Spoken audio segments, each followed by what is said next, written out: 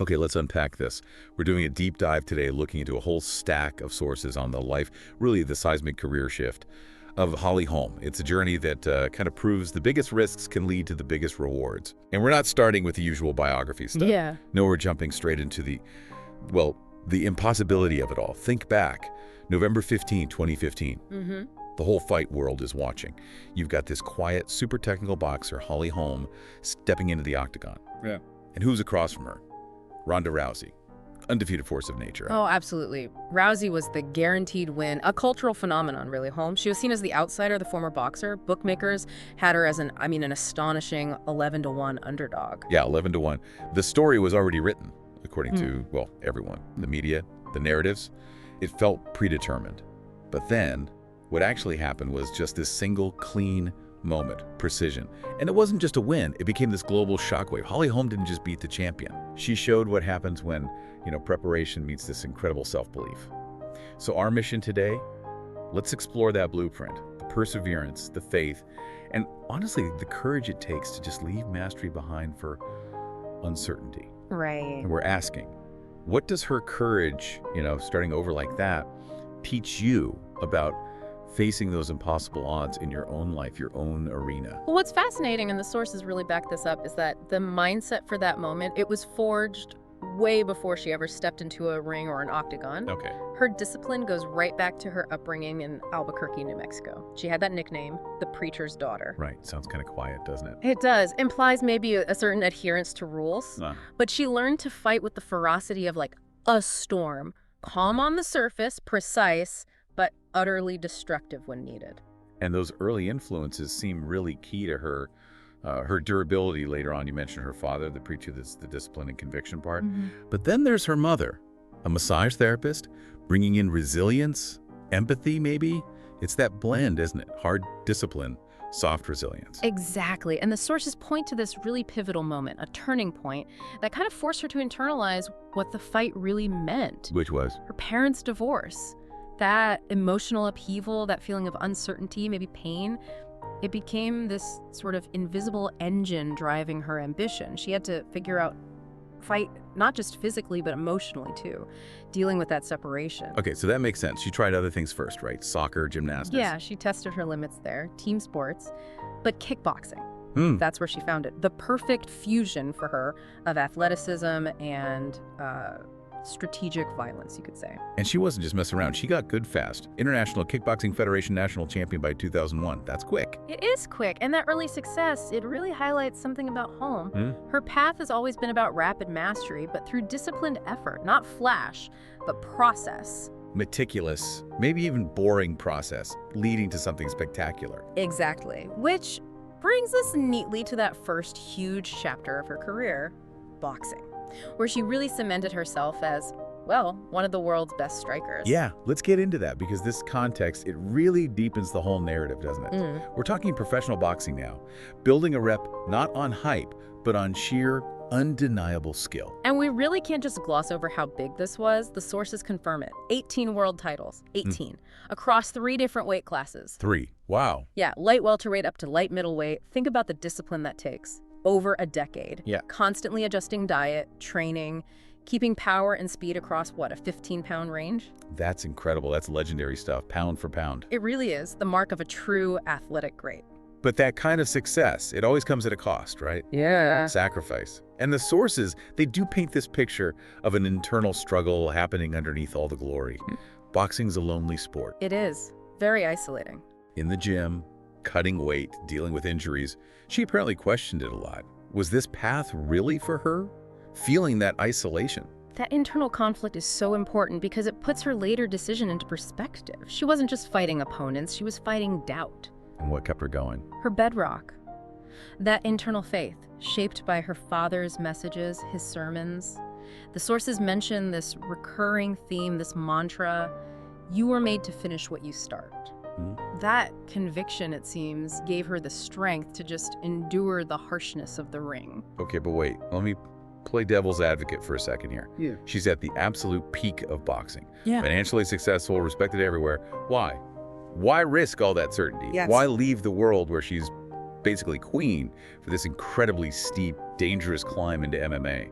a sport that needs a totally different toolkit. And that is the question, isn't it? That defines her courage, that transition, moving from the structure, the familiarity of boxing to the chaos of MMA. It seemed like professional insanity to a lot of people. Yeah, I bet. She traded guaranteed greatness for potentially very public failure.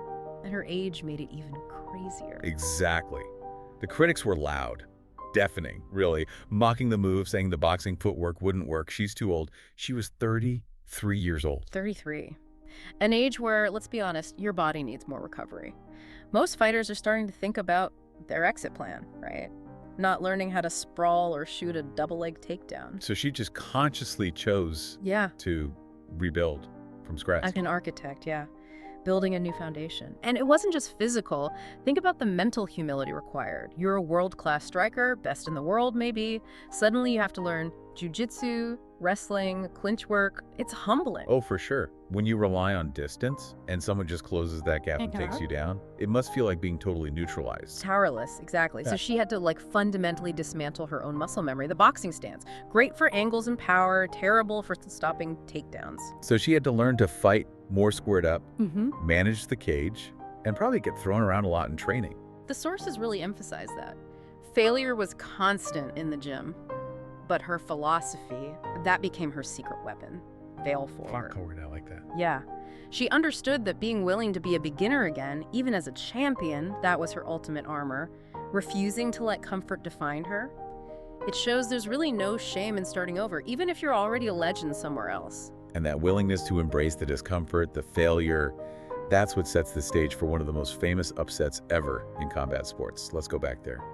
November 15, 2015. The unstoppable force, right? Against the 11-1 underdog, Holm. And from a technical view, this is where the genius of the preparation just shines. Rousey's plan was simple, predictable even. Charge, clinch, throw. Right, judo background. Exactly. Holm's strategy, crafted with her team, pure counter-striking precision. Using her boxing, yes, but adapted perfectly for MMA. Round one was just a masterclass in movement, wasn't it? Lateral movement. She didn't just stand there, used the whole octagon, pivoted beautifully, managed the distance with that jab. Made Rousey chase, kept her off balance, denied her the clinch, constantly. And then round two. That defining moment. It wasn't just luck, was it? It felt inevitable by then. It was set up by everything that came before. The footwork, the fatigue setting in for Rousey. Holm connects with a left straight clean, draws Rousey's head down, moving forward. And then the pivot. Perfect pivot. Rotating her body while Rousey was charging in, created the angle, and that high left kick just landed. Perfectly clean. History. And that kick, it became more than just a kick, didn't it? It became a symbol. Definitely. A reminder that power without humility, it's fragile. And that quiet, strategic belief of the underdog, it can literally turn fear into legend. It's the ultimate story, really. Preparation meets opportunity, silences a stadium, shatters that whole illusion of invincibility. The problem, though, the problem with reaching that kind of peak is that glory is heavy. The sources talk about the aftermath, how expectations suddenly became like heavy chains. Right. She wasn't just a champ anymore. She was the Rousey Slayer, the symbol of disruption. Fans expected miracles every single time. Which is impossible in fighting. And when the losses inevitably came, because they always do, the critics jumped right on it. Oh, the Rousey thing was just a fluke. Yeah, you heard that whisper. But her response to losing, that's maybe just as telling about her character as the win. It really is. Holly Holm never made excuses. Her championship quality, I think, shines through in how she talks about losing. Sometimes you learn more in losing than in winning. Sees defeat as data, not failure. Forces evolution. Precisely.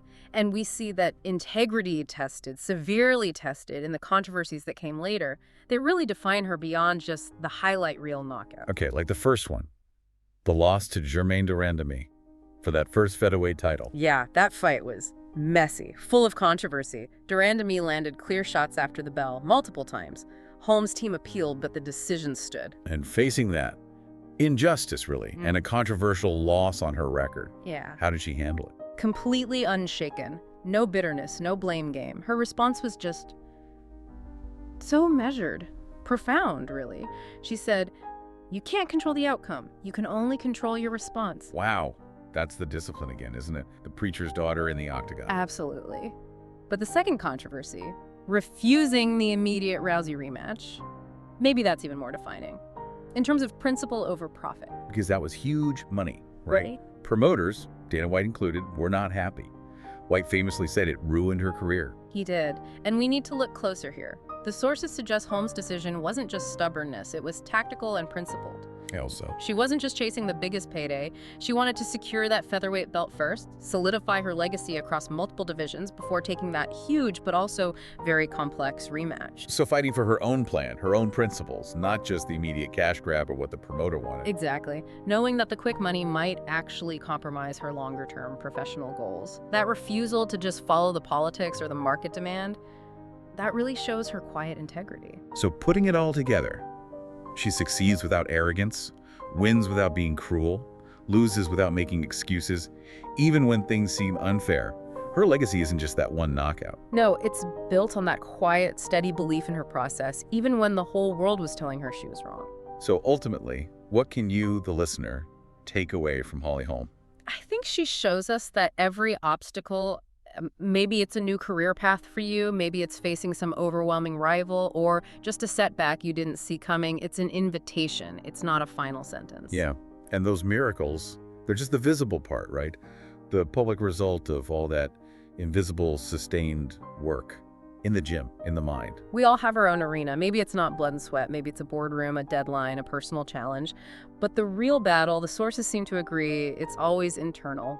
The fight is always about identity. Who do you choose to be when things get tough, when nobody's watching? Yeah, her story is about defining yourself through your actions, not just a temporary win. The question isn't if you'll fall, it's whether you have that courage, that self-belief to get back up, maybe even start completely over. Remember, that knockout, it wasn't the end of her story. It was the result of the courage she showed, just by stepping in when everyone had already written her off. So if the preacher's daughter could silence a stadium, dismantle an empire built mostly on hype, what might your courage do? What happens when you refuse to let comfort define your path? Find your fight. Find your fight and deliver your own head kick to doubt.